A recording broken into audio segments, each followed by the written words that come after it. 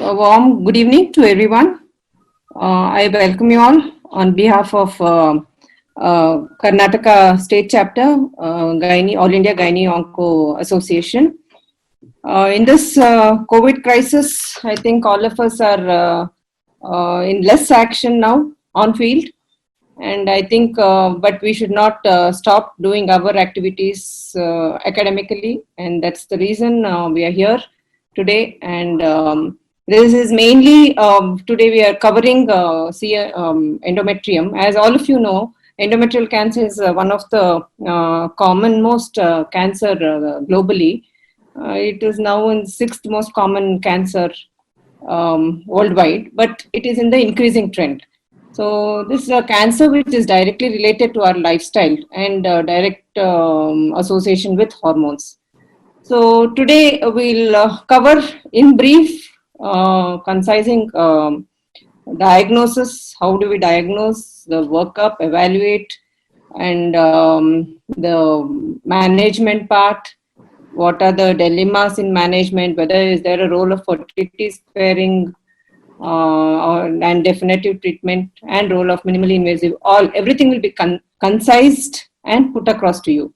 So this is more clinical oriented, and we won't go much in depth theoretically. So anything you can put across to us. So we have eminent speakers, all of us gynae oncologists working in institutes, and I hope you have a good feast. Thank you. First, Dr. Prema. She is professor heading the department of gynae oncology in St. John's Medical College. She will be talking about how do we have to go about when we come across abnormal uterine bleeding in perimenopausal or postmenopausal females. Over to Prema. Yeah. So good evening. Welcome to all of you. So my topic is on evaluation of abnormal uterine bleeding. I'll be mainly dealing with the menopausal transition and postmenopausal bleeding. So to start with two cases, a 45-year multiparous lady who have had laparoscopic LADH 3 weeks back for heavy menstrual flow, ovaries retained, HPR came as well-differentiated adenocarcinoma. In another case, a 56-year-old lady, post-THBSO 3 years back, HPR not aware, history of bleeding per vagina, presented with history of bleeding per vagina and a growth in vault. HPR is endometrioid carcinoma of the vaginal vault. So what actually these two cases tell you is probably there is an inadequate evaluation or a non-diagnostic evaluation resulting in incomplete treatment. So in my following slides, I'll be just addressing how to avoid such mishaps, what are the causes, how do you evaluate the cases. So to start with, what is abnormal uterine bleeding? Any menstrual bleeding which is abnormal in quantity, duration and schedule is an AUB. Almost 20 to 30% of OPD consultations and almost more than 2/3 of hysterectomies in a busy gynecological setting will be for the AUB. With just history and physical examinations, it might give you a clue, but for a definite diagnosis, you have to do a detailed evaluation to know what is the exact cause of AUB. More important, malignancy has to be ruled out because menopausal transition and postmenopausal period definitely have a higher risk of malignancy. So what is menopausal transitional AUB? To define menopausal transition, it is a period, the starting period is from the onset of cycle irregularity to the final menstrual period. So final menstrual period, once again, you know, is a retrospective diagnosis of 12 months of amenorrhea. Only then you can say which is the final menstrual period. But perimenopause is a period which begins with the menstrual transition and ends 1 or 2 year postmenopause. That it includes the postmenopausal period. So why is this important? So menopausal transition has so much of variation in the menstrual cycle length. There is a monotrophic rise in the follicle stimulating hormone causing decreased inhibin and the fluctuating estradiol levels, which causes this perimenopausal AUB. But beware, there can be infrequent ovulation and pregnancy can happen. So any bleeding of perimenopause, rule out pregnancy before you jump on a hysterectomy. So this is just to show the stages of menopause. This is the menopausal transition. This is final menopausal period, -1 and -2 stage. whereas the perimenopause, it extends beyond menopause. So you need first should know what are the causes of perimenopausal AUB. This PIGO classification system has simplified classifying the AUB in this non-gravid reproductive age group. So you have a structural cause, which is represented by PALM, that is the polyp, adenomyosis, leiomyoma, and malignancy. And you have the non-structural causes, which cannot be identified mainly by your image. These are coagulopathy, ovulatory, endometrial pathology, iatrogenic, and not other classified. But one should be beware that suppose you find a leiomyoma and your surgery is for leiomyoma, you have to always rule out malignancy in this age group because there can be an overlap of a leiomyoma with a malignancy. So there is a notation how you are supposed to do put your diagnosis. It is almost like a TNM cancer staging. You can see the palm coin when if it is a polyp found, and then if there is another disease, just mark polyp and this. This is how for our postgraduates we are supposed to treat, how to put your diagnosis on the paper so the management becomes easier. One more thing, in this palm coin classification system, they in fact have not specified what is the duration of the abnormal uterine bleeding. By and large, what you have to take is if there is an isolated bleeding with subsequent cycles becoming normal, you can still wait. But if it becomes a chronic AUB, then definitely evaluation has to be made. Then moving on to the postmenopausal AUB. You all know menopause is absence of menstruation for 1 year due to physiological decline in the ovulatory function.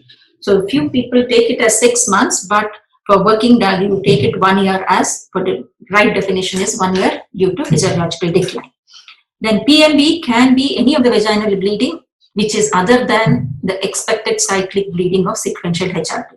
Even while taking a sequential HRT, sometimes the bleeding, though which is regular, can become irregular. At that point, you have to be cautious and evaluate for the cause of abnormal uterine bleeding. So any bleeding which is even spotting or staining should be evaluated in the postmenopausal period.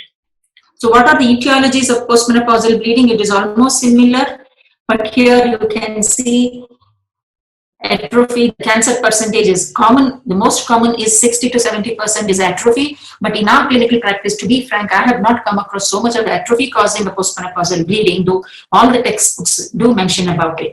So then other causes are almost the same: cancer, polyps, leiomyoma, hyperplasia. Then other important things what we commonly come across is post-radiation therapy, post-CA cervix patient come with a postmenopausal with bleeding. So don't always brand that it is a cause for a recurrence. Many a times it is the obliterative endarteritis and atherosclerosis causing devascularization, necrosis, and causing bleeding. And also this is an age group where other medical problems can manifest. A patient might be on anticoagulant therapy, so a proper drug history has to be taken. Many of them could be on some supplements like herbal or dietary supplements. Even those can cause bleeding. The history has to be taken. Suppose you don't find any cause in the genital tract, beware, you have to look out for diseases of the adjacent organs.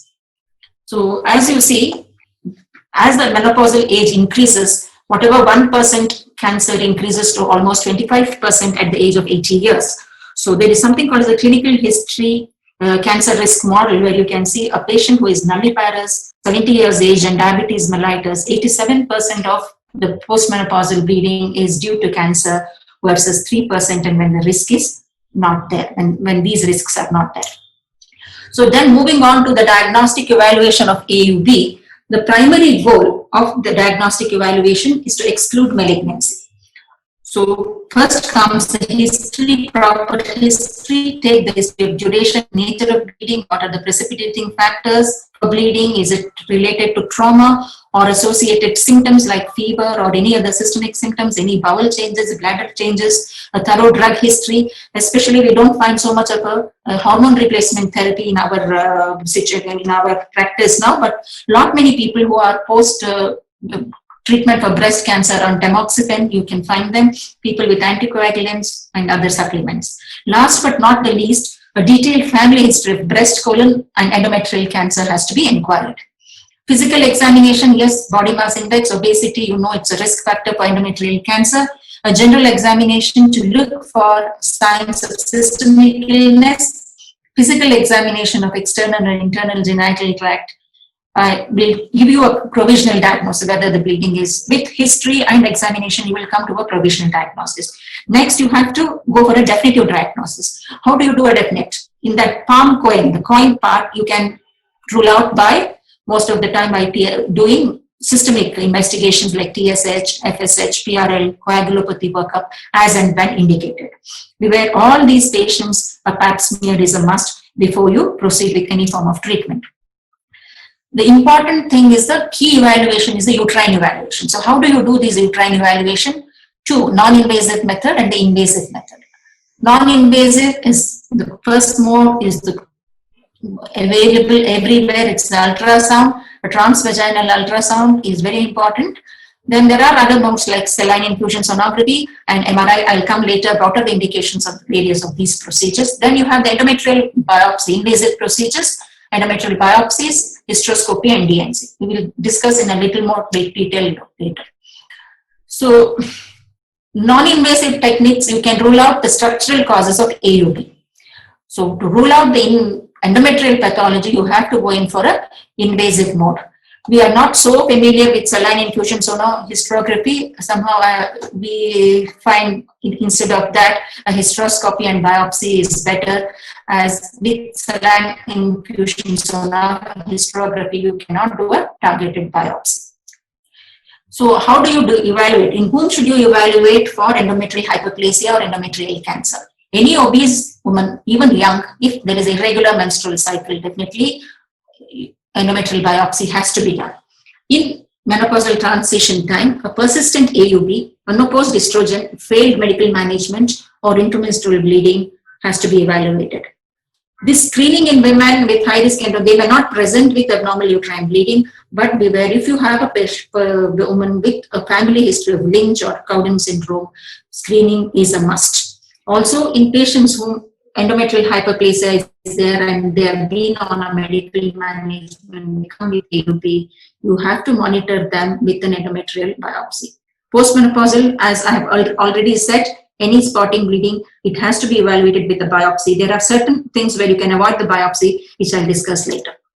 Then there is another group of people where cervical cytology with glandular abnormality. This patient would have come with AUB and you would have taken a pap smear, rest of the things are normal, but you find an AGC in the pap smear.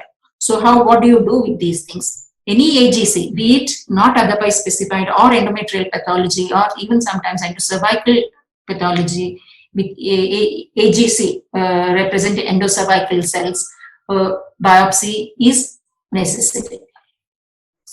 Sometimes you get a benign appearing endometrial cells, but in such cases, if a woman is over 40 years, have AUB or risk factor for endometrial cancer, endometrial biopsy is a must.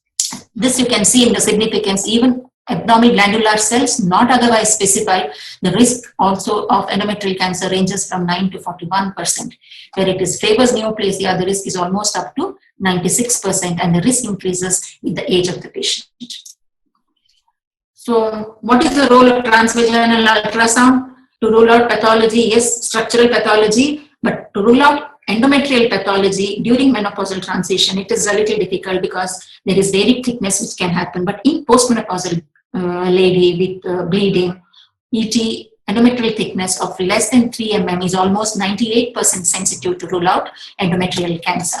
If you can see here, even less than 4 mm, the sensitivity is 95%, but the specificity goes on decreasing. Whereas the thickness comes decreasing, the specificity decreases, but the sensitivity increases.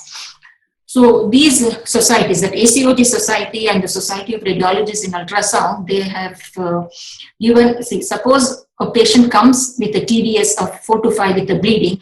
In fact, what they say is you need not go in for a biopsy, you can just wait. This could be the first diagnostic step in the PMB. You can wait only if repeat PMB, then you can go for a biopsy because the risk of malignancy is so less in this group, almost 3 to 4%.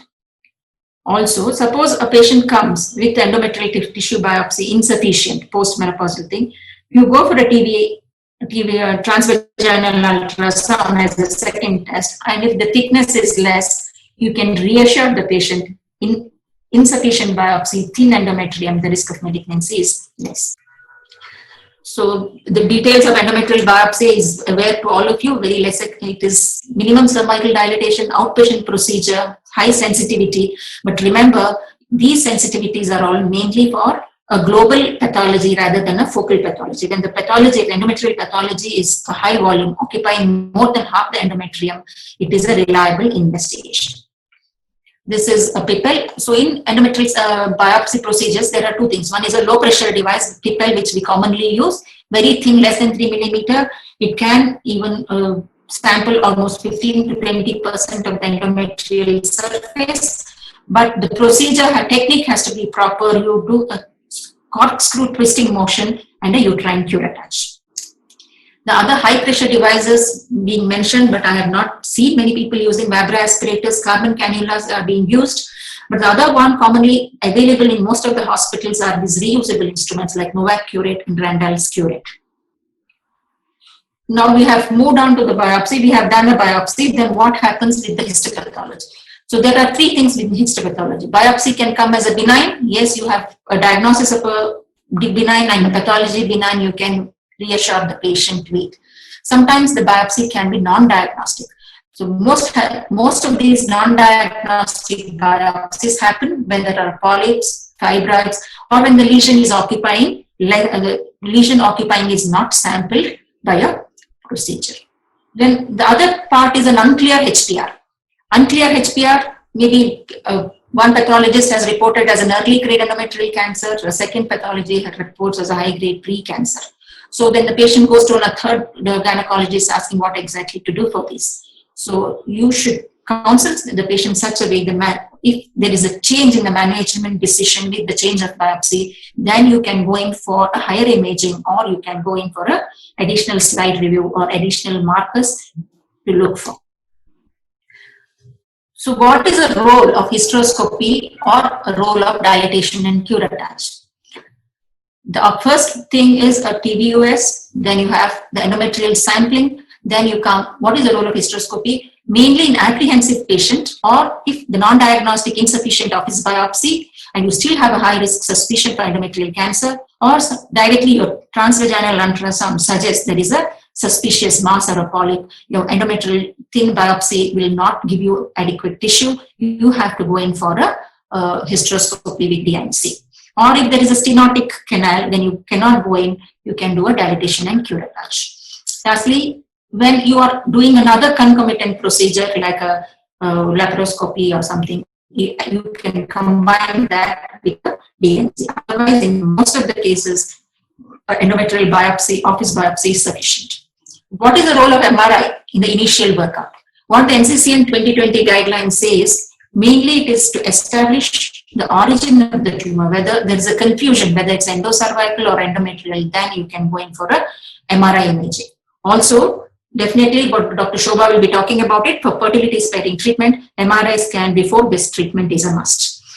In few of those, the European countries, what they have stated is for a pre-op stratification, into low, intermediate and high risk groups, because before surgery, you have post-surgery we stratify into low, intermediate or high risk, and we decide in which group the lymph node dissection has to be done.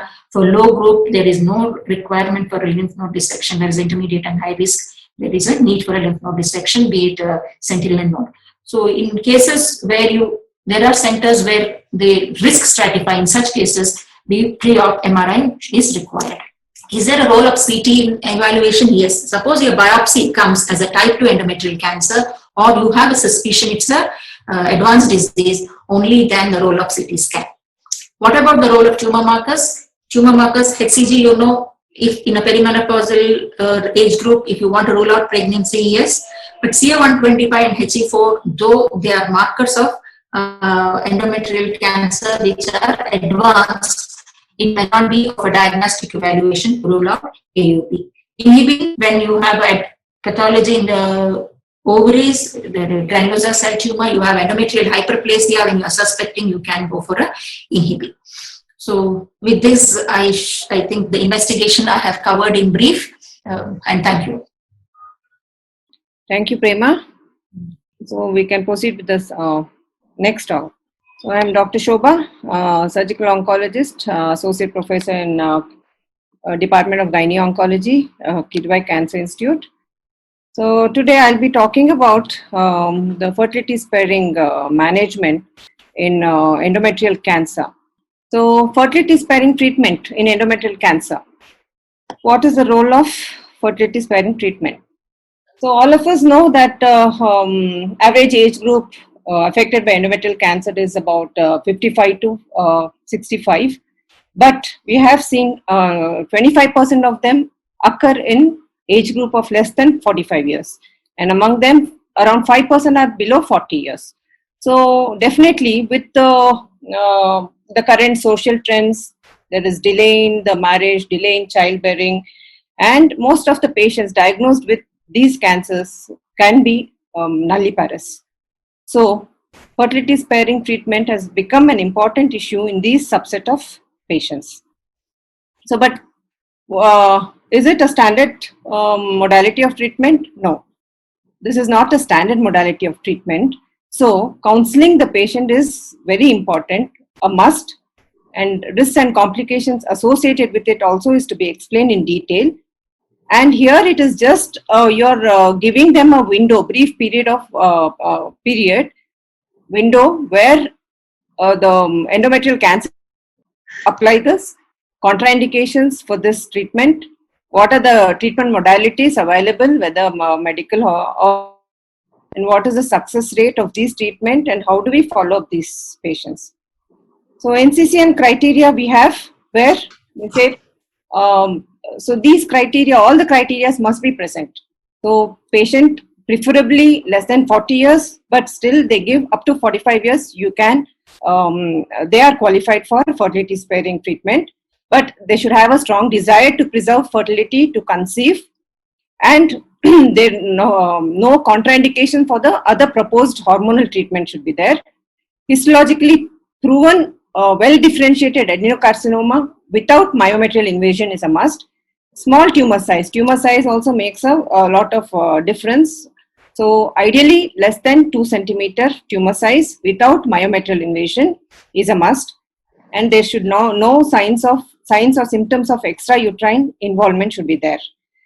And of course, as I said, no contraindication for the proposed hormonal therapy, or patient, you should rule out pregnancy initially. And good compliant patients should be selected. So patient should be willing for regular follow-up, because this is not the definitive treatment. After they conceive, definitive surgical treatment is a must. So what are the contraindications for this fertility sparing? Females less than 18 years, very rare to see endometrial cancer in this age group.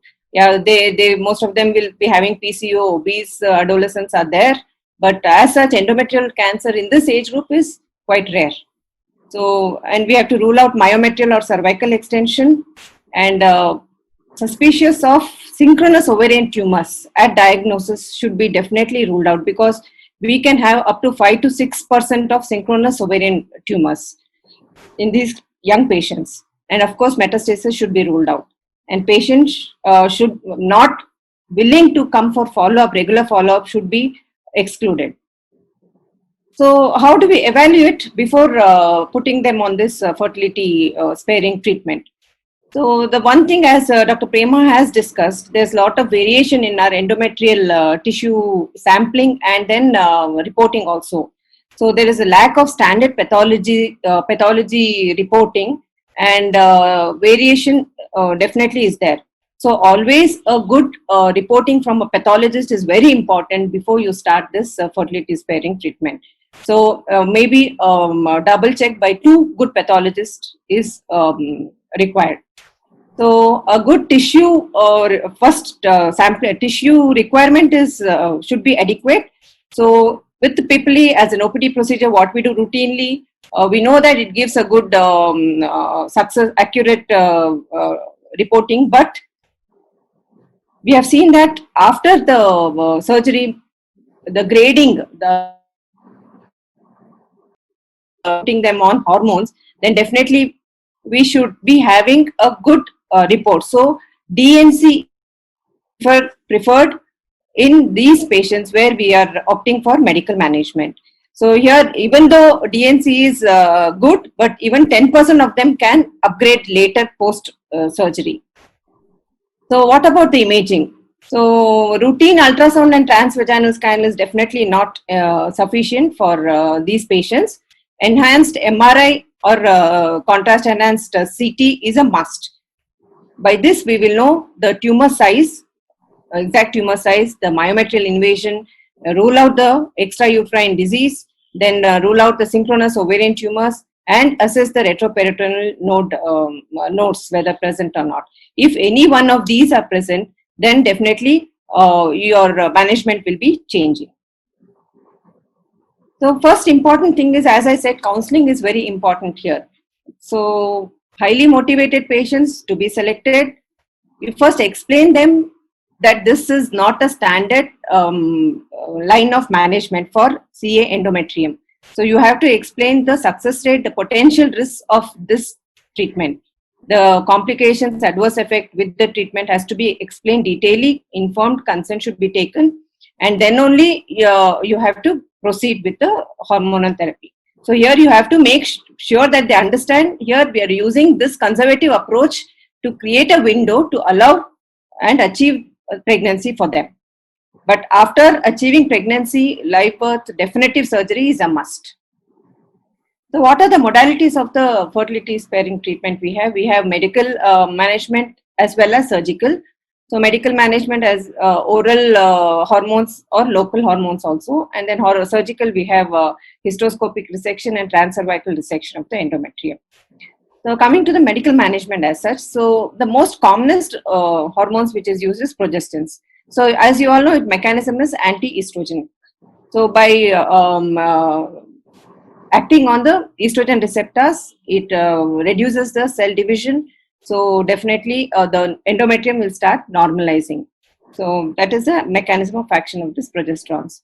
So the other hormones are used, but not very popular. So anti-estrogens, aromatase inhibitors, GnRH analogs also are used, but not as popular as medroxyprogesterone acetate and megestrol acetate. So medroxyprogesterone acetate will give up to 600 milligrams. So 300 milligrams once a day can be started, and then increased up to 600 milligrams depending on how they are responding. So megestrol acetate 160 milligram OD. This is the high dose of progesterones we are giving them. So what is the success rate of this? So meta-analysis have shown that 76% of regression rate, means the endometrial cancer, well-differentiated endometrial cancer will reverse back in 75% of the cases with good adequate therapy. But definitely up to 40 to 50% of them will recur. And systemic review also, they have shown that up to 50% have got response rate. So there is a lot of variation in different studies, and as such, studies are very low here. We have few studies where few numbers are there, like it's in hundreds, not in thousands. So SEER data, but SEER data has compiled from 2005 to 2012, which has shown that at the end of 15 years, even with this medical management, there is no difference in the all-cause mortality. So though it might the cancer recur, but mortality is there's no difference. So what are the side effects of this hormone therapy? We are giving high dose of hormonal therapy, and you know it is such a pain to take these pills. So there's weight gain, sleep disorders, headache, bloating sensation, mood and libido disorders, thrombosis, liver and renal derangement. These are quite common in this oral therapy. So we have a novel therapy now, that is the hormone-containing intrauterine device, that is levonorgestrel. Okay, so this many studies have done using this, and this has equally shown a good, or in some studies it has shown a better response also. So this IUD is inserted. This releases 200 micrograms per day, and it is effective up to 5 years. 5 years. So, and it has shown to have a local effect is maximum compared to the systemic therapy which you're giving. So as I said, some studies have shown better response rate, low relapse rate also, and so requirement of hysterectomy is lower means initially. And of course, the quality of life with this IUD is definitely better. So as assessed. So next, coming to the surgical management, conservative surgical management, we have hysteroscopic resection and then transcervical resection. So as Dr. Prema said, hysteroscopy is not a routine thing what we do in diagnostic evaluation. But in certain cases where the bleeding is persistent and you're not able to come to a diagnosis, but highly suspicious, hysteroscopy is a must in those cases. And then you go ahead with DNC, hysteroscopy guided, right? So when you're doing a fertility preservation, we're thinking of doing fertility preservation treatment, definitely hysteroscopy is a must, because some areas where you miss the tumor site, it can be detected by hysteroscopy, especially near the ostia opening near the fallopian tube. So what do we do here? This resection involves resection of the tumor, resection of the small layer of myometrium, which is underlying, and the endometrium adjacent to the tumor. So this part should be removed. And this myometrium is subjected for examination. If there is a deeper myometrial invasion, then the fertility sparing management should not be considered. So they have many studies are there where after hysteroscopy resection, they put them on progesterone therapy so that the effective response is maximum. So this will be immediately, it will be started after 1 week of hysteroscopic resection. Either you insert an IUD, LNG IUD, or you can give orally also. So 3 to 6 months of progesterone therapy is given. And then how do you see the response? So this is a picture showing the hysteroscopic resection. So why are we so cautious about hysteroscopy is because of the complications associated. So common anesthetic complications might be there: water intoxication, uterine wall perforation, infection, and definitely high cost involved. And there's a potential intraperitoneal dissemination of cancer cells is a phobia all of us have. So what is it? Does it really cause intraperitoneal dissemination? So there has been meta-analysis which shows there is increase in positive peritoneal cytology, but this has got no impact in the survival in low-grade endometrial cancer. That you should be sure of. So it should be a low-grade endometrial cancer, and you can go ahead with hysteroscopy, provided you have a control effective distension pressure of less than 13 to 15 kilopascals. This will minimize the intraperitoneal dissemination. So how do you evaluate the response rate? So every 3 months you have to repeat DNC. Ideally they say hysteroscopic evaluation and DNC, and you have to take thorough tissue and then subject for evaluation, and then imaging also. Imaging with routine ultrasound is enough every 3 months, but every 6 months an MRI is required. So how do you evaluate the response? So we have something called as complete response, where there is no evidence of any cancer cells in the endometrium. And studies have shown that 40%, average 40% of them will have complete response. But with a combined therapy, like hysteroscopic resection followed by progesterone therapy, this response has increased up to 70%. This studies have shown, but studies are very few centers have practiced. So partial response is where there is regress. Downgrading of the downgrading of the tissue. That is, from endometrial cancer, you'll have atypia or normal endometrium, secretory endometrium. So stable diseases, it's the same. It is not progressed. So progressive is once it is upgraded, then you call it as progressive disease. So only when patients show complete response, you ask her to stop taking the hormonal therapy and then subject her for fertility treatment. So either she can go for natural conception, but most of them we advise IVF. So the treatment will be faster. And when there is partial response, you can increase or you can combine one more modality of therapy. Like if you're using, you have started with a low dose, you can gradually increase to the maximum dose of progestins, which I've told. Or you can combine, if she has not undergone hysteroscopic resection, you can make her undergo hysteroscopic resection and then put her on progestins. Then they'll have a better response. But stable and progressive disease should not be continued with the hormones. So these are few studies, as I said, where they have seen the hysteroscopic resection followed by progestin therapy. So see, the numbers are very small. This is a 28 group of number. Another group of number was 50. And in this, with the hysteroscopic resection and the progestin therapy or LNG, they have shown that most of them have had complete response. That is about 89%. They have shown complete response. Only about 7% have got persistent disease. And progressive disease was in 4%. So persistent, and that is the stable, and the progressive is quite low in number. So, but the duration of months for the complete response was quite long.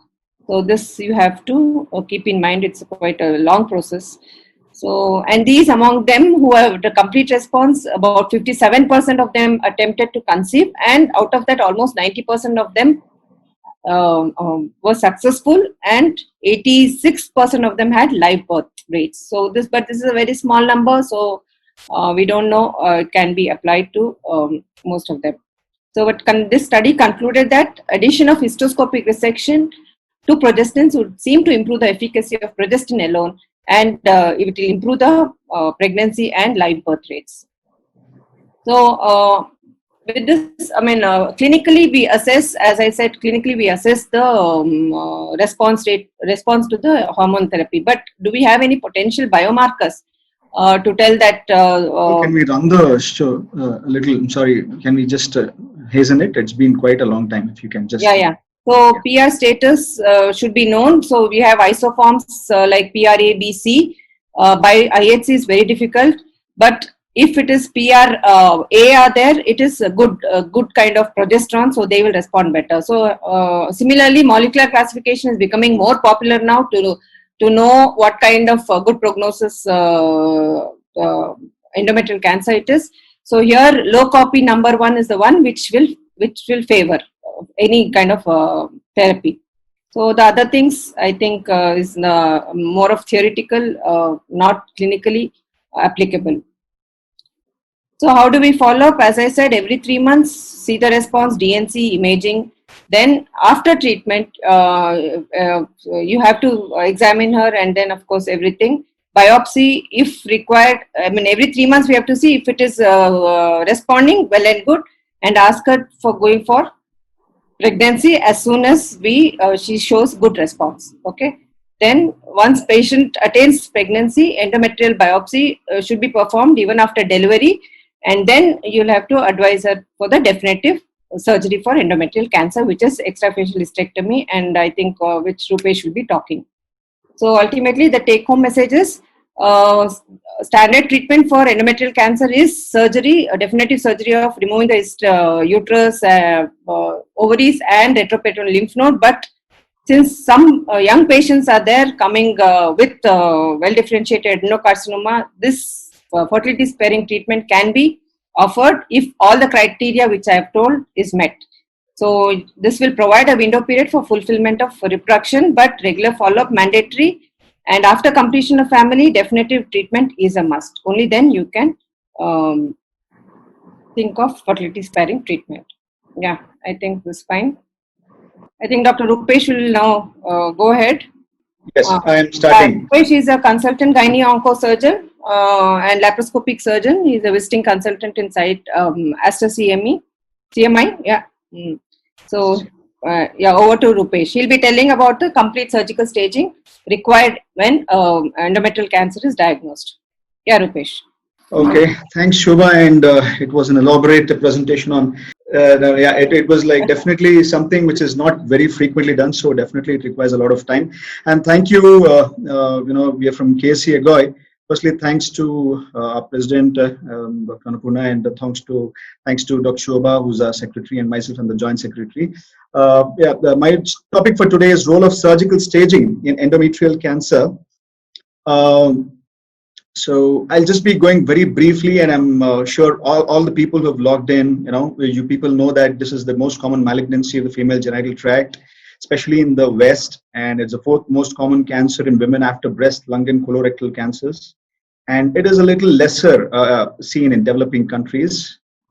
And the lifetime risk of developing endometrial cancers is approximately about 2.7%.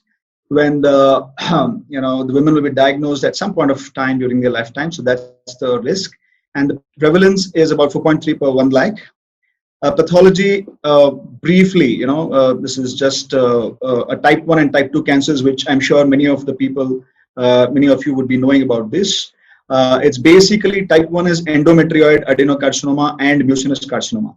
It's mucinous again is very rare, so it's mainly endometrioid, and this accounts for about 80% of all endometrial cancers. Type 2 is the non-endometrioid variety, which is papillary serous or clear cell carcinomas or carcinosarcomas also are recently grouped into type 2. So type 1 is basically the atypical hyperplasia progressing into endometrioid adenocarcinoma, and it is hormone sensitive, usually are low grade, present in grade 1 or grade 2, and most of them present in early stages, about 70% of them, and usually have a wonderful or rather favorable prognosis. And the recurrences also are local, and the usual molecular alterations in them is the microsatellite instability with MMR defects in 20%. And commonly we see the P10 deletion and the KRAS and B cadherin mutation in 40%, and P13K mutation, I3K mutation in 39%. So usually the 5-year survival is pretty good. 85% of them do well. And coming to the type 2 cancers, which comprise about 10 to 20% of all endometrial cancers. As I said, common histologies are papillary serous and clear cell. And precursor lesions are endometrial intraepithelial neoplasia, and it's not hormone sensitive, usually are high grade, and most of them are present in advanced stage, about 60%, and are quite aggressive tumors. And the recurrence is usually systemic rather than local. They recur abdominally or in the lymph nodes retroperitoneally. And the important thing in these molecular alterations is about P53 mutations, 90% it's seen, and sometimes in HER2 overexpression and amplification. 5-year survival is definitely not as good as the type 1 cancers. You can see it's almost half of that. So staging, FIGO incorporated in 1998 as surgical staging for endometrial cancers. Earlier days, it used to be just a hysterectomy. And also apart from the surgical staging, it incorporated a lymphadenectomy procedure as well. So the purpose was to identify and eradicate metastatic disease, and staging determines the need for adjuvant therapy, especially the lymph node status. But still, 32 years thereon, still lymphadenectomy in endometrial cancer is debatable. I'll come to that at the later part of my presentation. So staging, I'm sure like most of you know, in 2009, the staging was changed. Stage 1 is limited to the body of the uterus, and 1A and 1B. 1A is less than 50% myometrial invasion, more than 50% is 1B. And in stage 2, the tumor extends to the uterine, the cervical stroma. And in stage 3, it extends to the uterine serosa, peritoneal cavity, and our lymph nodes. In 3A, it is to uterine serosa, adnexa, or the peritoneal cavity. Usually, the positive peritoneal washings or ascites is considered. And in 3B, extension to vagina or parametrium. In 3C1, it is pelvic lymph node involvement, and 3C2, para-aortic lymph node involvement. Stage 4 is extension to adjacent organs or beyond the true pelvis, and 4A is extension to bladder or bowel, and 4B is distant metastasis or positive inguinal lymph nodes. You can see this 5 years. So the primary, we'll be discussing in primary treatment in stage 1 and stage 2, stage 3 and stage 4, and adjuvant treatment. Of course, I will not be speaking on adjuvant treatment. My co-speaker, Dr. Naveen, will be speaking later on that. In stage 1, endometrioid, and we'll be speaking about the commonest one, that is endometrioid endometrial carcinoma. As my previous speaker already said, that there are different gradations, especially there's a risk stratification is there in endometrial cancer. We stratify them into low risk, intermediate risk, and high risk. So low risk are the ones wherein the tumor is grade 1 or grade 2 and myometrial invasion is less than 50%. So here a simple extrafacial hysterectomy plus bilateral salpingo-oophorectomy often, or less than 40 years, many a time if the women, she insists on fertility preservation or ovarian preservation specifically, if there is no family history, and along with that salpingectomy, plus or minus PLND. So pelvic lymph node dissection can be omitted if the tumor is less than 2 centimeters in size, or tumor is confined only to the endometrium without any myometrial invasion, or if fortunately the pathologist who has done the endometrial biopsy says that there is no LVSI. Yes, these are probably the situations wherein we can still omit the PLND. Again, minimally invasive surgery is something which is a better mode of surgery in these people. Intermediate risk is one wherein the myometrial invasion is more than 50%, or the tumor is grade 3 plus the myometrial invasion is less than 50%. So here again we do simple extrafacial hysterectomy with bilateral salpingo-oophorectomy or ovarian preservation plus salpingectomy. And here pelvic lymph node dissection and para-aortic lymph node dissection have to be done. Minimally invasive surgery is recommended. Very importantly, systematic removal of the pelvic and para-aortic nodes up to the level of renal veins is important. And my earlier speaker, Dr. Premlata, said about sentinel lymph nodes. And yes, this is something which has been gaining a lot of importance. I'll be speaking about it later, but it's still experimental. And if it is done, it has to be done again up to the level of renal veins. High risk is anything, the tumor is grade 3 and myometrial invasion is more than 50%. So here we got to do a extrafacial hysterectomy plus bilateral salpingo-oophorectomy plus PLND, no point of retaining the ovaries here. And there is one more common scenario we face as gynecologic oncologists, especially when the surgery was done for AUB and there was no suspicion for an endometrial malignancy. It had turned out to be just an endometrial hyperplasia.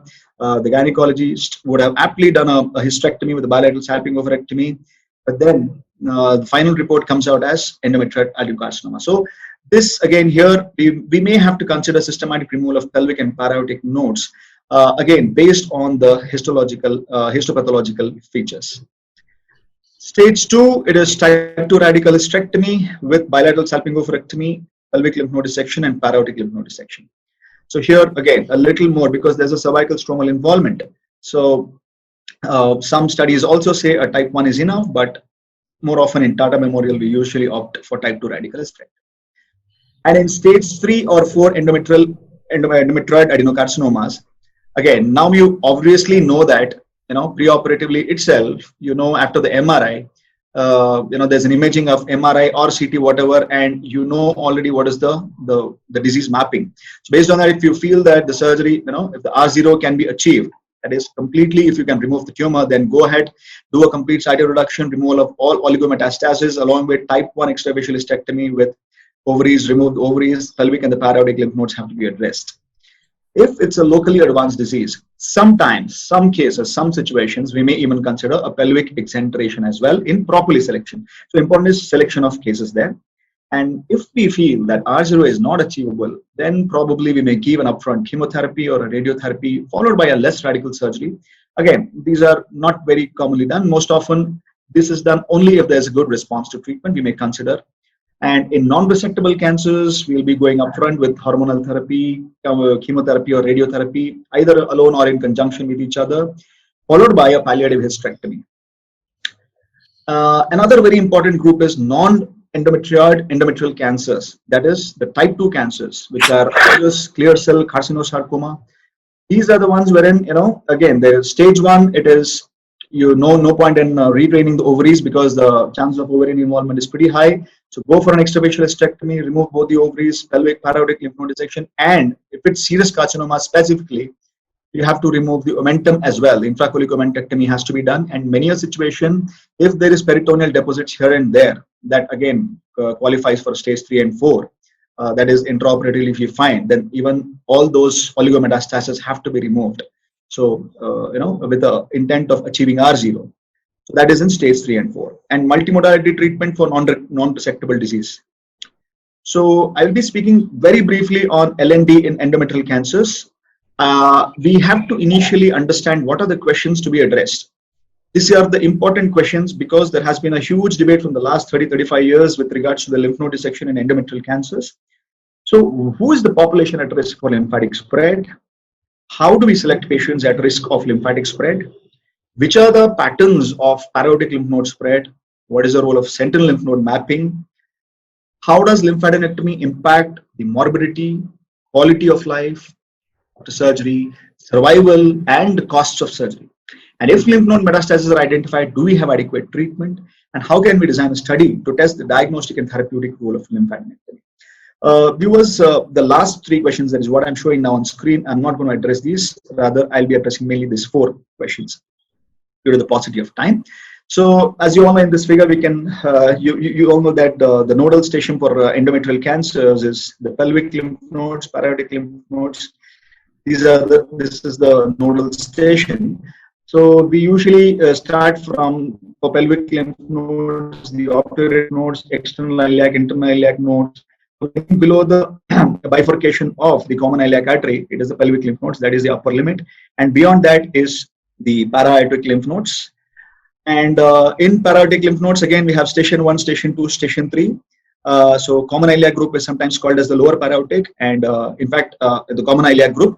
And above the common iliac till the inferior mesenteric artery is the lower para-aortic, and above the inferior mesenteric artery and below the renal veins, it is the higher para-aortic. So who is the population at risk for lymphatic spread? According to Mayo Clinic, they did the histological type, that is endometrioid, non-endometrioid, that, and size of the tumor less than 2 centimeters. We'll talk about it. And FIGO grade of the tumor, either grade 1, grade 2, or grade 3, and myometrial invasion less than or more than 50%. These are all can be seen with the preoperative MRI. And it would be good to have a diffusion weighted imaging. You can ask your, especially for the gynecologist, you can ask your radiologist to, also mention for the diffusion weighted imaging and tell if there is a restriction or not. And in some centers, they also have a frozen section to determine few of these features. And at risk, who are the ones at risk for nodal positivity is those who have more than half myometrial invasion, non-endometrioid histology, grade 3 tumors, size of tumor more than 2 centimeter, and cervical stromal involvement. So in these patients, we eventually do a pelvic lymph node.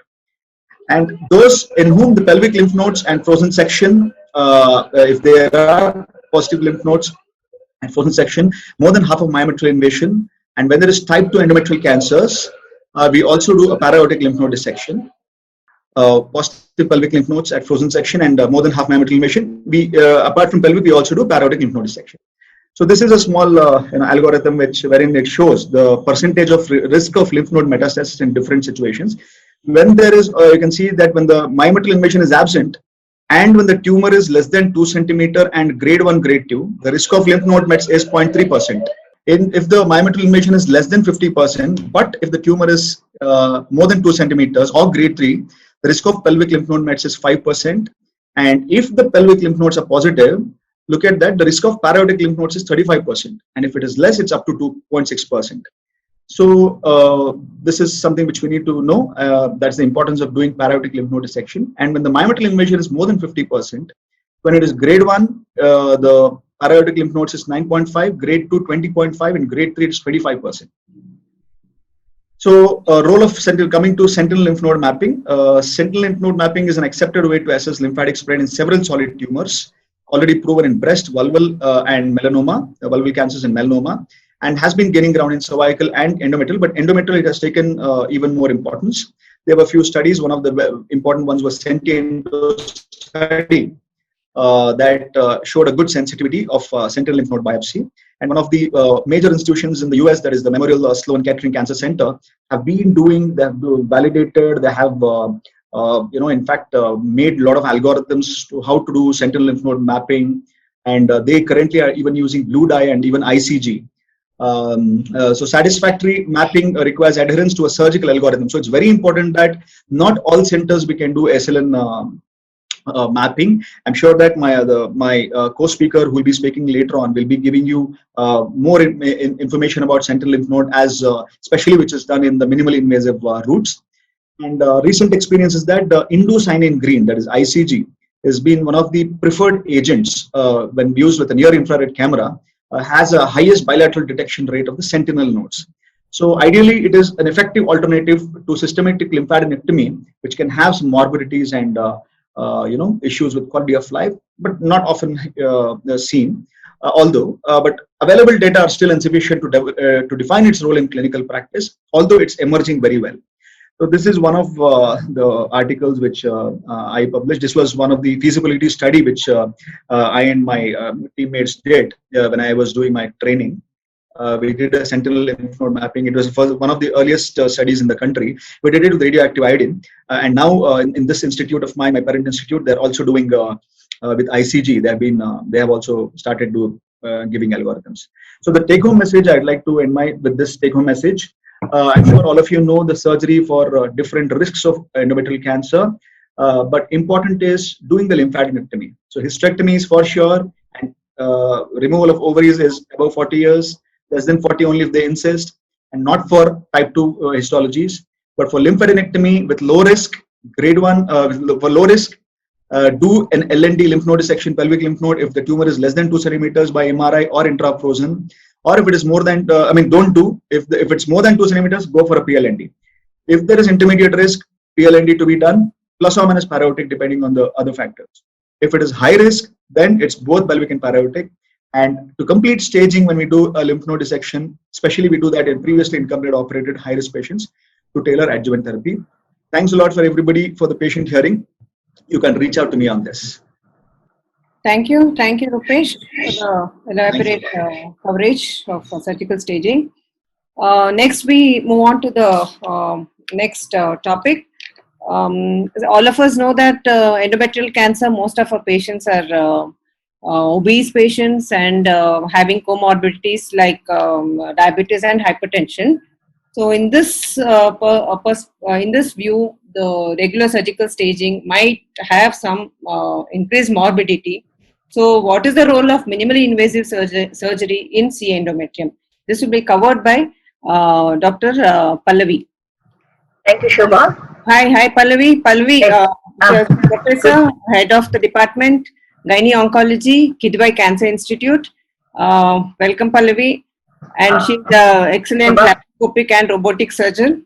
And she will be covering the role of minimally invasive surgery. Okay. Good evening, everybody. Thank you, Dr. Rupesh, for the elaborate management of endometrial cancers. So today I'll be dealing with whether we are justified in doing minimally invasive surgery. So as he said, surgery is the main cornerstone of all these endometrial cancers in the management of endometrial cancers. It's a standard treatment.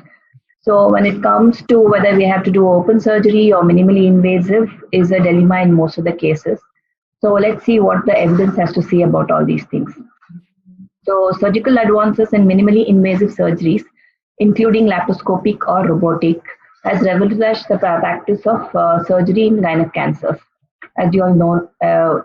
During this time, an emphasis was made to improve the quality of these surgeries to reduce the complications in these surgeries, readmission, or length of hospital stay.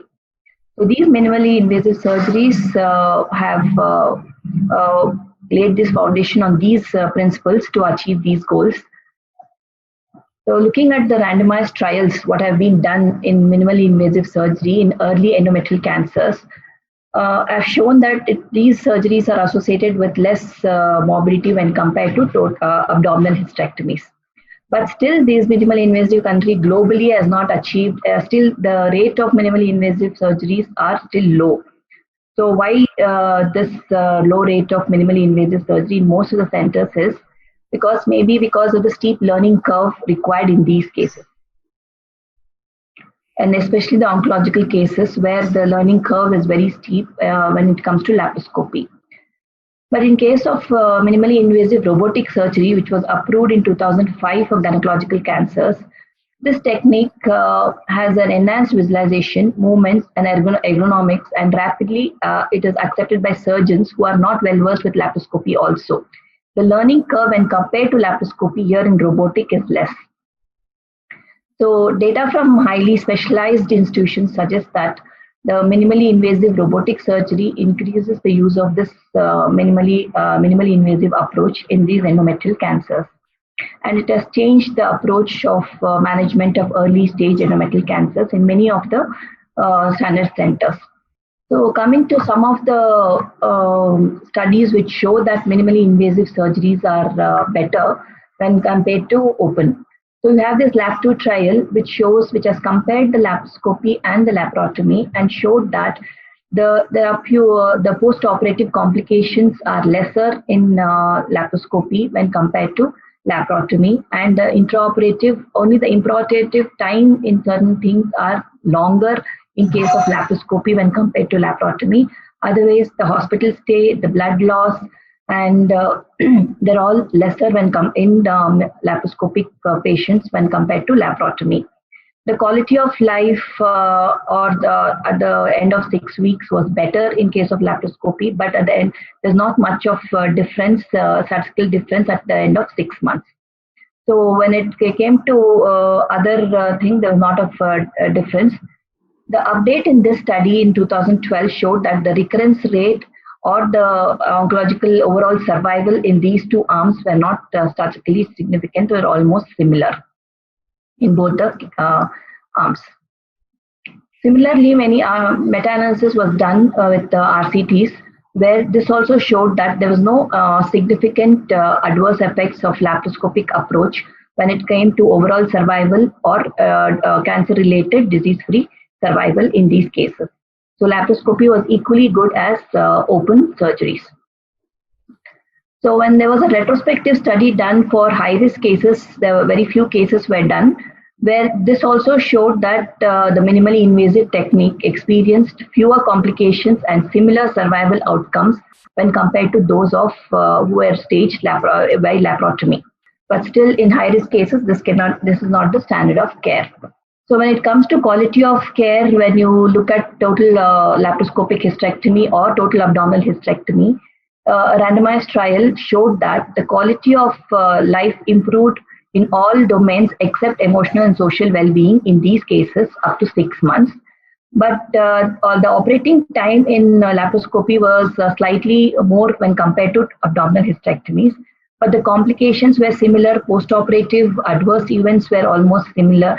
Adverse events were more in case of abdominal hysterectomy when compared to laparoscopic hysterectomies.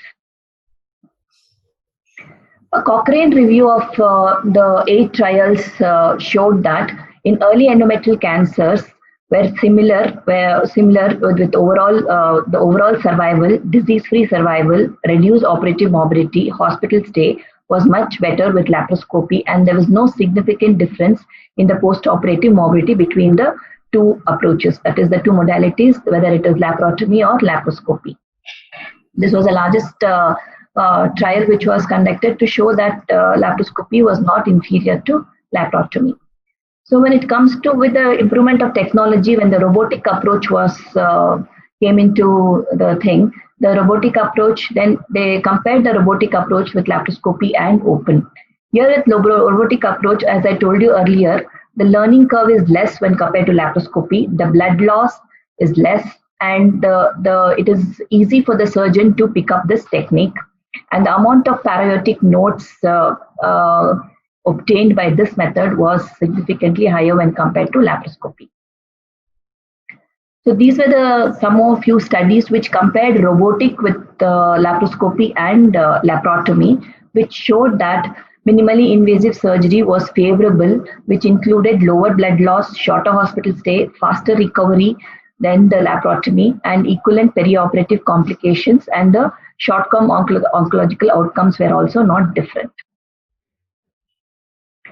So other studies which compared robotic, open, and laparoscopy also showed that robotic surgery was in par with laparoscopy and open surgeries.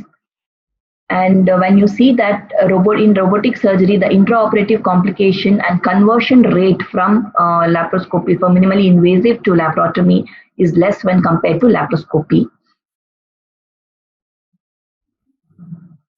So robotic surgery in this study done by Boges et al. Showed that it was a safe and effective alternative compared with open or laparoscopic approach, which had more than 50% reduction in morbidity compared with laparoscopic route, and more than 5 times reduced morbidity compared to standard abdominal route. So this is a small data to show our Kidwai data. On an average, per year, we have about 45 to 55 cases in a year, of which you can see there the early endometrial cancers, that is stage 1 was around 45%, stage 1B was around 20%, and stage 2 was around 10%, and rest of them were all stage 3 cases. The most common histopathology was endometrioid adenocarcinoma, and the rest of them were like serous, clear cell, and dedifferentiated carcinomas. And grade 1 was the commonest one, around 50%. Grade 2 was around 25%, and grade 3 also around 25%. So in our institute, most of the endometrial cases which are suitable are done by minimally invasive surgeries. So around 55% have undergone laparoscopic surgery, robotic around 32 or 31%, and open surgeries around 14.3%. This is a brief data just taken in a very short time.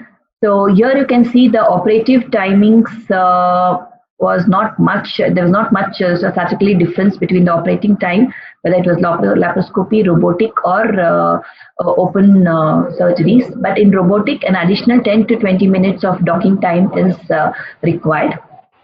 And para-aortic also, when you do a para-aortic lymph node dissection, the operating time is slightly more when compared to open surgeries in the minimally invasive. Blood gall was very minimal when compared to open surgeries. And here, the conversion rate, as I told you in the previous studies, was less when compared to laparoscopy. But here, the conversion rate is showing 12%. But here, 2 cases were advanced, had extrauterine disease, which was not diagnosed pre-operatively, and so we had to convert it. And one, technically, the patient's BMI was so high and she could not tolerate the steep head loss, so we had to convert. And another case was with previous 3 surgeries which had dense adhesions, and we had to open the case. So I think further things we can see that definitely the conversion rate would be less. And coming to what the ESCO and ESMO consensus has to say regarding this minimally invasive surgery. According to ESMO and ESCO, you have this minimally invasive surgery is recommended is a surgical management in low or intermittent risk endometrial cancers, which is a level 1 evidence and strength of recommendation is A. And it also says in high risk endometrial cancers, it can be considered, but the level of evidence is. So concluding this, uterine carcinoma patients, as you know, all are obese and elderly patients with significant comorbidities such as cardiac disease, hypertension, diabetes. And particularly in these patients, we have to be careful to decrease the intraoperative or postoperative complications. So based on these RCTs indicating that laparoscopy or minimally invasive surgeries is safer in these patients, and we can do adequate staging, cytoreduction, and survival at recurrence rates do not differ by doing minimally invasive surgery. So the largest RCT also shows, which has covered up around 3,500 patients, has shown that it is this minimally invasive surgery is superior or at least not inferior to when compared to laparotomy in this early endometrial cancer. So based on few retrospective studies also, it has shown that robotic surgery is also not inferior to the traditional laparoscopy or open surgeries, and it can give adequate staging, postoperative complications can be reduced, and overall survival and recurrence-free survival rates do not differ. So minimally invasive surgery has led to shorter hospital stay, lesser pain, faster recovery for patients, and improved quality of life, lesser blood loss, and longer cancer-related outcomes are similar in all 3 routes. So thus, minimally invasive approach should be considered in the surgical management option of early endometrial cancers.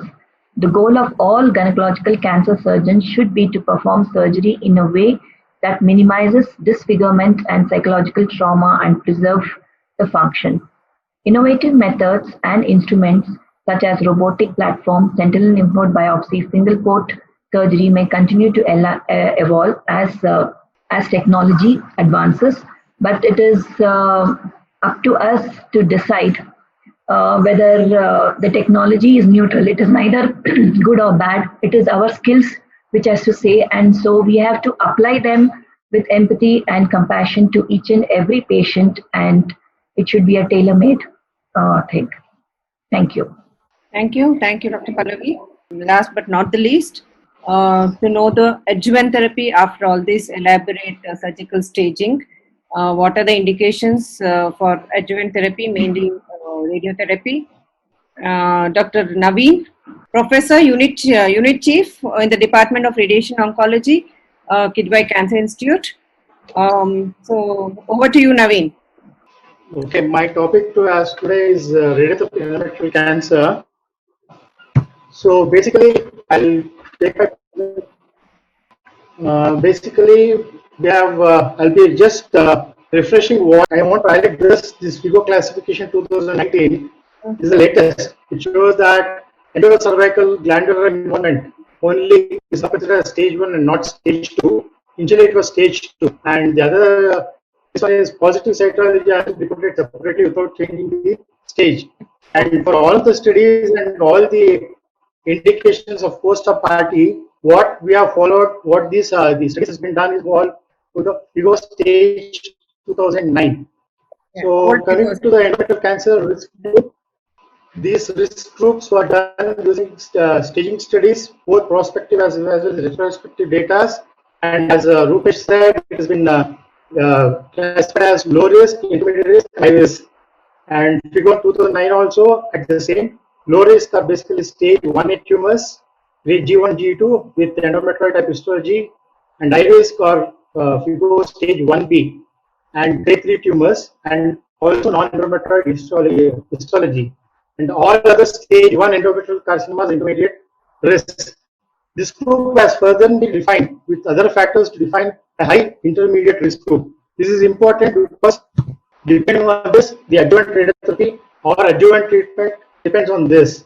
So treatment for early endometrial cancer, the prognosis for early stage endometrial cancer is excellent, but the risk factors are basically the age, tumor grade, depth of biometrial invasion, as well as the lymphovascular space invasion, and the 5-year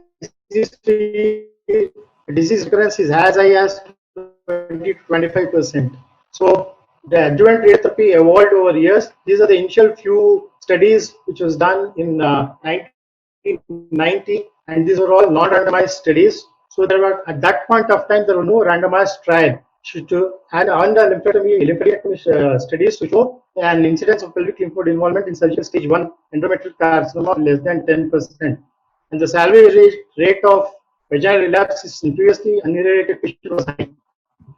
So first we had this PORTEC study, which was the first randomized controlled trial, which showed that post-operative, I'm just rushing through the slides, it showed that post-operative radiotherapy stage 1 endometrial carcinoma reduced local regional recurrence. This study was basically to see whether giving surgery and post-operative radiotherapy versus surgery alone.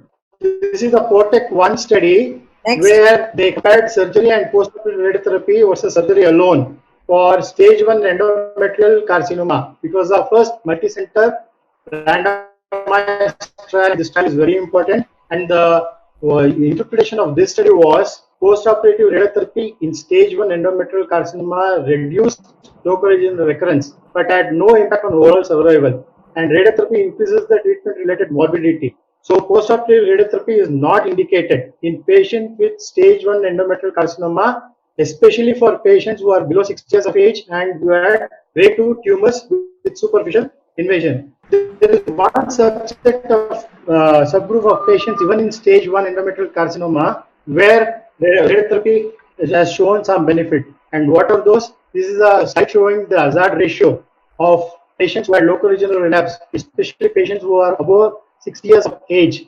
Their hazard ratio was 0.003. That means that there was a high chances of patients getting local regional relapse. And similarly, the death due to endometrial cancer was also high when the patient age was more than 60 years.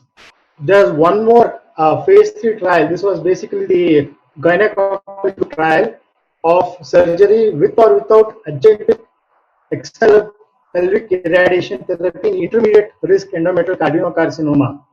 What they defined high intermediate risk subgroup was moderate to poorly differentiated tumors, presence of LVSI and outer third myometrial invasion, and age 50 or greater with any two risk factors listed above, or age of at least 70 with any risk factors listed above. All the other eligible participants were considered to be low intermediate risk, and the 2-year cumulative incidence recurrence rate was 12% in no adjuvant therapy arm, whereas it was 3% in the radiotherapy arm. So the treatment difference was particularly evident, especially among the high intermediate risk subgroup. So there were two different criteria. One was the GOG and the FIGO, and the GOG had different criteria. So to make this simplified, came the simplified criteria. As you can see on the left, the GOG criteria for low risk is stage 1A, and the simplified criteria was also 1A. The intermediate risk was 1B, 1C, and 2, whereas in simplified criteria, which we follow now, is 1B and 2. And low intermediate risk group took into consideration age 50 to 69 years and 70 years, with or without more than less than 2 pathological factors, risk factors. Whereas in the simplified criteria, it is basically intermediate risk stage 1B and 2, and no pathological risk factors or low intermediate risk group. Whereas if you have any age and more than 1 pathological risk factor, they come under high intermediate risk group. And then we finally have the high risk group, where it is stage 3 and stage 4 carcinomas. And what are those risk factors? They are basically the grade, histology, and positive LVSI or myometrial invasion of outer third. Systemic review and a meta-analysis of adjuvant external beam radiotherapy in treatment of endometrial carcinoma, which proved that the adjuvant external beam radiotherapy cannot be recommended as part of routine treatment for women with intermediate risk or high risk early stage endometrial cancer with the aim of improving survival. The absolute benefit of external beam radiotherapy in preventing isolated local recurrence is small and is not without toxicity.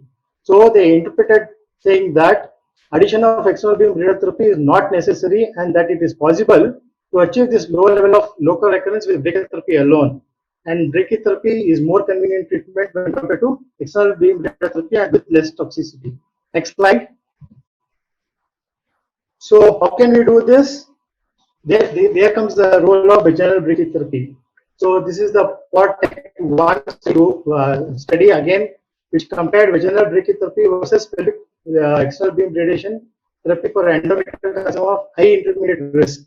So basically, stage 1 and 2 endometrial carcinoma with features of high intermediate risk were divided into 2 groups. One which received external beam radiotherapy of 46 gray into 23 fractions. The other one was vaginal brachytherapy alone. That is 21 gray in 3 fractions. And they show that vaginal brachytherapy should be the adjuvant treatment of choice for patients with endometrial carcinoma of high intermediate risk. So coming to the toxicity and quality of life after adjuvant chemoradiotherapy versus radiotherapy alone for women with high risk, this is PORTEC 3 study. It is a randomized trial. Their interpretation was adjuvant chemotherapy given during and after radiotherapy for high-risk endometrial cancer did not improve 5-year survival, although it did increase failure-free survival. So women with high-risk endometrial cancer should be individually counseled about this combined treatment, and continued follow-up is needed to evaluate long-term survival. This is basically for high-risk endometrial carcinomas. Now we have this molecular classification. This is the latest what we are following, and we are doing for adjuvant therapy, to decide the adjuvant therapy. This is the molecular integrated risk profile to determine adjuvant radiotherapy in endometrial carcinoma. So stage 1 high intermediate risk endometrial carcinoma can be divided into 3 depending on the molecular profile. One is pole mutation, other one is MMRD, and other one is with substantial LDSI or TP53 mutation or more than 10% L1CAM expression. So patients with pole mutation, they are to be in a favorable group. So the treatment for this changes. And if not present, then we have to look in for what is called as CTNNB1 wild type. And if that is present, again they fall into a favorable group. Whereas if the CTNNB mutation is there, then they fall into intermediate group. Whereas the rest, that is substantial LVSI or TP53 mutation or more than 10% LCAM expression, they fall into unfavorable group. So these group were again randomized into 2:1 arm, that is the experimental arm. That in the experimental arm, the favorable, what I said, that pole mutation and the wild type mutations, those were put into observation arm. The other one, the intermediate one, received brachytherapy alone, whereas the unfavorable patients received external beam radiotherapy. And this was compared against the standard vaginal brachytherapy. The study is still going on, so we need to wait for this. Now, summary of the guidelines for adjuvant radiotherapy is the ESMO guidelines. So, in patients with low risk endometrial cancer, that is stage 1 endometrioid, grade 1 to grade 2, less than 50% myometrial invasion, LVSI negative, no adjuvant treatment is recommended. In patients with intermediate risk endometrial carcinoma, that means stage 1 endometrioid, grade 1, grade 2, more than 50% myometrial invasion, and LVSI negative, adjuvant brachytherapy is recommended to decrease vaginal recurrence. And no adjuvant treatment is also an option, especially for patients who are less than 60 years of age. Next slide. And in patients with high intermediate risk endometrial carcinoma, that is stage 1 endometrioid, grade 3, less than 50% myometrial invasion, regardless of LVSI, that is lymphovascular stage invasion, or stage 1 endometrioid, grade 1, grade 2, LVSI unequivocally positive, regardless of depth of invasion, and if the surgical nodal staging has been performed, and if it is node negative, then adjuvant brachytherapy alone is sufficient. Whereas if surgical staging is not being done, then adjuvant external beam radiotherapy is recommended for LVSI positive patients, that is to decrease the pelvic recurrence. And adjuvant brachytherapy alone is recommended for grade 3 and LVSI negative to decrease the vaginal recurrence. Now, coming to high risk endometrial cancer, that is stage 1 endometrioid, grade 3, more than 50% myometrial invasion, regardless of LVSI status, and if surgical nodal staging has been performed and if the nodes are negative, then adjuvant external beam radiotherapy with limited fields should be considered to decrease local regional recurrence. And also adjuvant brachytherapy may be considered as an alternative to decrease vaginal recurrence. But if no surgical staging has been done, then adjuvant external beam radiotherapy is generally recommended for pelvic control and relapse-free survival. Or the other one is sequential adjuvant chemotherapy may also be considered to improve the progression-free survival and the cancer-specific survival. But there is no evidence to support giving chemotherapy and external beam radiotherapy in combination rather than either. There's more evidence to support rather than giving it as a single modality of treatment. Now coming to high risk, that is stage 2 disease, where a simple hysterectomy has been done and surgical nodal staging has been performed, and if it is node negative and patient has grade 1 to grade 2 tumors and LVSI if it is negative, we recommend vaginal brachytherapy to improve local control. For grade 3 or LVSI positive patients, we recommend limited field external beam radiotherapy, and also brachytherapy has to be considered. If the patient has done a simple hysterectomy, but again no surgical nodal staging, then external beam radiotherapy is recommended. And we should also consider brachytherapy boost. But if it is grade 3 or LVSI positive, it should be sequential adjuvant chemotherapy also should be considered along with radiotherapy. Now coming to the high risk stage 3 disease, external beam radiotherapy is recommended to, one is to decrease pelvic recurrence, second is to improve progression-free survival, third is to improve survival. and chemotherapy is recommended to improve progression-free survival as well as the cancer-specific survival. There is more evidence to give chemotherapy and external beam radiotherapy in combination rather than giving it alone in stage 3 disease. For stage 3A disease, chemotherapy and external beam radiotherapy to be considered. 3B also, 3C also, both chemotherapy and external beam radiotherapy has to be considered. And for stage 3C2, chemotherapy and extended field external beam radiotherapy to be considered. This is basically to include the paralytic lymph nodes. When it comes to high-risk non-endometrial type of tumors, that is serous and clear cell carcinomas, after comprehensive staging, one should consider chemotherapy in a clinical trial setting. For stage 1A, LVSN negative, we should consider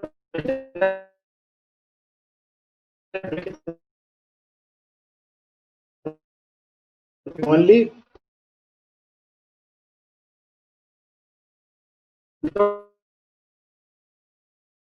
chemotherapy. But stage 1B tumors, external radiotherapy may be considered in addition to chemotherapy, especially for node positive disease in a clinical trial setting.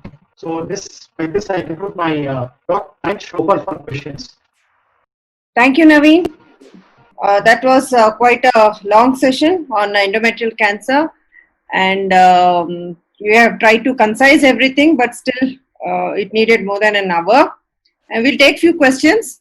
As I told Prema, the first question to you, I think you can go ahead with the answer. The question put across is Lynch and Cowden syndrome. When do you suspect? What is the incidence of it, and how will work up? Is a prognosis of it, and is there any role of prophylactic surgery? So as you all know, these Lynch and Cowden syndrome both are hereditary syndromes. Cowden syndrome is very, the incidence is very less, but exact incidence I don't remember even for Lynch syndrome. But the suspicion is when there are multiple members in the family, there is something called as an Amsterdam criteria. It is difficult to reach. There's something called as a rule of 3, 3 to 1. So 3 family members, including the patient, in 2 generations, and at least 1 member in less than 50 years having any of the associated Lynch syndrome cancers. Lynch syndrome cancers involve bowel cancer, mainly colon cancer, HNPCC, that is hereditary non-polyposis colorectal cancer, endometrial cancer, ovarian, then there are hepatobiliary, urinary tract, kidney cancer. So any of these group of cancers in the family in the ratio of 3 to 1, this is an easy thing to remember, or if you want, you have to look into what is the Amsterdam criteria. It is a little difficult to remember. So these are mainly due to, in such conditions, you are supposed to do what is known as a mismatch repair gene, that is MSH1, MSH6 and MLH1. This genetic testing has to be done. So with the genetic testing positive, those members in the family has to have a thorough evaluation, because suppose it's an endometrial cancer, what is generally said is start evaluating 5 years from the earliest cancer in the family, or at least start by 35 to 40 years. Annually, transvaginal ultrasound, endometrial biopsy has to be done.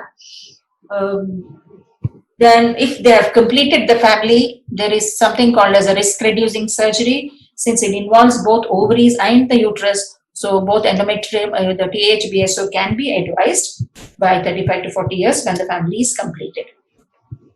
Then also, not just the endometrial cancer, they have to be screened for colonic cancer by annual colonoscopy, and also for stomach and other cancers. Secondly, coming to the Cowden's syndrome, this, to be frank, I don't remember it. I can only remember these are multiple hematomas with the multiple cancers, once again involving uterine ovarian cancer. This is due to the PTEN gene, hereditary gene inheritance. Correct. It's very, very rare what we come across. Lynch syndrome is quite comparatively common. Cowden syndrome is very rare. Okay. I think management of both will be the same as Dr. Prema has answered. Yeah. Next question is from Dr. Batira Cheka to me.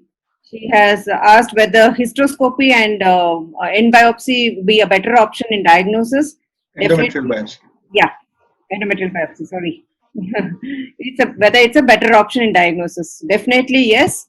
As I've told before, 5 to 10% of them, especially the type 2 endometrial cancer, type 2 variant, you can miss out the diagnosis in these patients. So, persistent abnormal uterine bleeding or postmenopausal bleeding requires a hysteroscopy and endometrial biopsy, but as a routine to advocate as a primary modality, I don't think so necessary, because it is a more invasive procedure, and we have a OPD procedure which gives quite a bit of accurate diagnosis. Triple sampling is usually gives a good yeah. result. So in a few setup, we can go in for hysteroscopy and endometrial biopsy. Of course, yes, in especially where you're thinking of fertility sparing treatment management, this is ideal, they say. Hysteroscopic evaluation and biopsy is ideal, because to know exactly the type of grade of the tumor, hysteroscopy evaluation and multiple. The next question is, how many years does it take to recur after the medical management? So once they have responded well, immediately we ask them to conceive, because many of the recurrences have been seen within the first 3 years after the treatment. So that answers your question, I think. And from what period she can conceive is the next question after the medical management. Once complete response is seen in the biopsy, endometrial biopsy, some they give another 3 months of consolidation therapy. Then immediately they can be sent for fertility clinic, either directly to for IVF, or even natural conception. High possibility is that they can go for a natural conception. If I may interrupt here, Dr. Shobha, that's what usually about 9 to 12 months maximum we give, and in spite of that, if she is still not, the endometrial biopsy is still not showing any kind of a better response, then probably it may not be a great idea to continue. That's what I said. I medical said management after the complete response. Once that's what it. So it takes so much of time. Number one, and also in IVF, there need to be especially when they are priming up the estrogen. Endometrium with estrogen again. It's better to kind of consult with the gynec oncologist also. Yeah, this fertility sparing treatment should be done in a oncology center itself, because it's still in the experimental mode and it's not the standard of therapy, and we cannot compromise with the oncological safety. So if we don't do good to patient, our motto should be not to harm the patient. So under vigilance of a gynae oncologist, this thing should go on. So next question is from Dr. Veena. She asks, how do you follow up patients with LNG intrauterine system, and how long can we give conservative medical treatment? I think Rupesh has answered in advance. So how do we follow up any patient with medical treatment? Is evaluation for every 3 months with endometrial biopsy, either ideally hysteroscopic guided biopsy, and imaging every 3 to 4 months, every 3 to 6 months, either with. Every 3 months, if you're doing ultrasound is enough. Every 6 months, MRI is a must. Then how long can we give the conservative medical treatment? If she's showing response, you can continue. If it is good response is there, if response is partial, you can increase your dosage or add another modality. And if still response is good, then you can continue up to 9 months, 12 months. So average they have seen that up to 26 to 30 months they have given medical treatment. So people who want to conceive, immediately 3 months after complete response, they go in for fertility treatment. People whose intention is to only preserve the uterus and ovaries, those people still continue to take the medical treatment either with LNG or progestins, oral or combined, both. So there is no clear-cut guidelines when you have to stop this, but under strict vigilance, these patient should be. So this medical management is as such not a definitive treatment. This should be always kept in mind. So once the period of, if she is completed her family, or if she is nearing menopause, then the definitive surgery is mandatory. And just to interrupt, Dr. Shobha, I have answered few questions already, so they can have a look there. You're writing it? I mean, typing it? Yeah, I had typed when I was, I had finished my presentation. This is the benefit of people's, I mean, I think we have. No, you can click on the answered comments there and we can look at that. I think. So then Dr. Reshma asks, what are the risks expected during pregnancy in patients who have got fertility sparing, this one, and any fetal complications seen? So as I said, the studies are very less here, and I mean, a group of 28 or group of 50, these kind of series are seen. But as such, there's not much of kind of obstetric ill effects are there with this treatment. And and fetal complications, I don't think so. It has shown any significant fetal complications. So uterine rupture, yes, following hysteroscopic resection, if any uterine rupture, it has been seen where operative hysteroscopy is done for other causes, but for endometrial CA, because under vision, the procedure has been repeated, and no cases reported with uterine perforation. So this other procedures, yes, it has a few cases have been reported in the late trimesters. Then question to Dr. Naveen, is there any difference in the adjuvant treatment for stage 3C1 and 3C2 endometrial cancer? Before that, there's one more question by, I think, Veena asking what is limited field radiation. I've already typed, but I'm just saying for the sake of completion, limited field radiation is basically, if you take a normal field, we go up to the upper border, we go up to L4, L5 junction. But in case of CA endometrium, especially we usually limit the field to L5S1, that is only to cover the uterus as such, and the lower border usually, because the most of the recurrences in CA endometrium is in the upper vagina, upper third of vagina. So the usually normally for radiotherapy we include the entire vaginal length, but in case of CA endometrium in limited field we include only the upper third of vagina.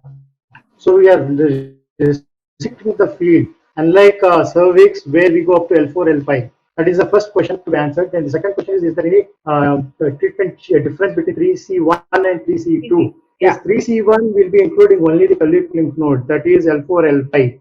Unlike what I said before, it is L5S1. So we need to place our borders or our radiation treatment portal a little high up for 3C1. Whereas for 3C2, because there is involvement of the parietic lymph nodes, we are supposed to treat parietic lymph nodes also. So our upper border will be at T10, that is to cover the entire parietic lymph nodal area. So, and this both 3C1 and 3C2 has to be given, it is better to be given concurrently with chemotherapy. Usually, when it is along with radiation, it is cisplatin, and followed by adjuvant, it can be a carboplatin. Okay. I think that's a question which was asked. Okay, the last question we'll take is from again Dr. Veena to Dr. Pallavi. She asked, recently in Jan 2020, a retrospective study was published in International Journal of Gynec Cancer about inferiority of minimally invasive surgery when compared to open surgeries in intermediate risk endometrial cancer. So this study was quoted in the editorial as aftershock of LACC. So what are your comments to Dr. Pallavi? Dr. Pallavi has to unmute herself. Yeah, I have answered it. The thing is, here again, as Dr. Rupesh has already told about the risk factors, the preoperative risk factors, assessment of preoperative risk factors is very important. It's not that ability to do minimally invasive should be an indication to do all the surgery. So assessment of the cases preoperatively is very important. So low risk patients with early endometrial cancers, so that you don't have such kind of untoward consequences or late survival, overall survival or recurrence rates. Yeah, and one last question, I mean, I would like to say one, because it's an important one. Somebody had asked me, that what are the, lymph node dissection benefits, like, is there any, this is what somebody had asked, an anonymous person, and survival benefit of lymphadenectomy. See, it's very important that I already mentioned about the Mayo Clinic criteria, that whenever there are features, there is no point that you will be skipping off doing a lymph node dissection. So when the myometrial invasion is more than 50%, grade is 3 and above, and tumor size is more than 2 centimeters, and presence of LVSI, if you have, if you fortunately get it by on a good endometrial biopsy specimen, then yes, then these are the situations. But LVSI is many a times, most of the times, it's not possible to get on a DNC specimen or an endometrial biopsy specimen. Yeah. That is where you are stranded whether to do a lymph node dissection or not, and usually it's all micrometastasis. But at least the other features are something which will guide you. So this is what I would like to tell. And all said and done, there is a benefit. I mean, these are the people who usually have nodal failures and local failures, and we may end up in not giving an adjuvant radiation, as what Dr. Naveen has already said. So you need to always have a talk with your gynecologic oncologist, or if not available, a surgical oncologist at least. Take a call Rupesh, on how to do lymphadenectomy. I'm done. That's it. Direct answer. Post-operatively, coincidentally detected endometrial CA. Okay. Yeah. Surgery done for some other cause, and the report comes as endometrial CA. True. Which patient you avoid resurgery? Which patient you have to stage them? Yeah, this is a very important scenario, as I already mentioned in my slide as well. What happens is, many a time it is done for some other condition. If the tumor size is less than 2 centimeters, if there is no LVSI, then and if the myometrial invasion is less than 50%, then definitely these are the situations wherein we can leave doing a lymph node dissection. Myometrial invasion is 40%. Sorry? If myometrial invasion is 40%, less than 50% is quite a big thing. No, yeah, of course. See, again, when all the three criteria, because I personally had, even presented a paper in one of the AGOICONs, and I have done a 10-year study in endometrial CA when I was in Amrita of 100 cases. So wherein I saw that include, I'm telling you, it's my personal experience I'm telling you. Wherein when these 4 features are there, that is the LVI grade. So when you're taking into consideration the grade, most important is the myometrial invasion and the grade of the tumor. So if there is a grade 3, then definitely I would like to go and do the lymph node again. Yeah, that's what are the indicators? If the myometrial invasion is more than 50%, yes. If it is less than 50%, but if it's a grade 3, again, yes. But if it's a grade 1, so these are the situation. And if the tumor size is less than 2 centimeters and other favorable features, then yes, definitely I might not go and try to address a lymph node. But again, we need to have a proper discussion along with the radiation oncologists as well, and discuss all these features and take a call on MDT, and we have to take a decision whether to go in or not. Especially in obese patients, many a time, and if you have a laparoscopic expertise, then yes, definitely you can do a pelvic and para-aortic if you are capable. But if not, again, take a call on only to do the pelvic and omit the para-aortic. Again, it depends on the different field. Okay, sure. Thank you. And one more last question. I think we always had this doubt. If ovaries have been preserved, so, and as I said now, coincidentally found out endometrial cancer, but she is low risk, so you're not planning to do resurgery, but ovaries are left behind. So what do you want to do? You want to remove the ovaries, or you want to, if there are indication for brachytherapy, is it taken care, irradiated with radiotherapy, Naveen? No, brachytherapy you cannot use for ovarian. No. I'm saying if brachytherapy has been indicated and you're giving a brachytherapy, so but ovaries are left behind. Your patient has undergone RPLND and hysterectomy, but ovaries have been preserved. So many of them are in a dilemma whether ovaries can be left behind, or should we remove the ovaries? Yeah, in that case, it's better to use limited field radiation instead of brachytherapy. You can use external beam radiotherapy, so they can include the ovaries also in the field. Because regarding the surgical, sorry to interrupt you, regarding the surgical management, if it's endometrioid histology, you still can retain if there are other features favorable. If it is non-endometrioid, better to remove it, because up to 10% chances. So that is that should be clear to all gynec people. Yeah, and then radiation, as Dr. Naveen is telling, yes, limited field and all. Okay. I think all the questions have been taken now. There's one more question which Rupesh has already answered about the molecular subtypes. Subtypes. Okay. So that is the upcoming, right? But it's still not popular here in Bangalore. No, it's just as Rupesh has already mentioned, wherever it's possible and it is institutions, they are doing it. and it's a study which is ongoing, so that further we can tailor our radiation therapy to a particular subset of depending on the patients. type of the molecular classification. Yeah. Yes. So morbidity of radiation is very much avoided in these patients. Yeah. Okay. So thank you all. Thank you to all the eminent speakers. I hope our viewers had good view on endometrial cancer. And as a part of KSC Agoy, I hope to have more and more talk on different topics. And yeah, I think now we'll constantly keep this kind of discussion going on for the benefit of our gynecologists and gyne-oncologists. Thank you. I'd like to thank RPG Life Sciences also for arranging this event. Thank you. Thank you. Thank you. Dr. Mathur. All my Thank you co-speakers. so much. Thank you so much. Indeed, we have a participant from Malaysia today, so it's overwhelming response for discussion. So I would like to convey our thanks to the society as well as to the speakers, and thank you to all participants. And we should have thank you all. Thank you. Thank you. Good night. Thanks all. Thank you.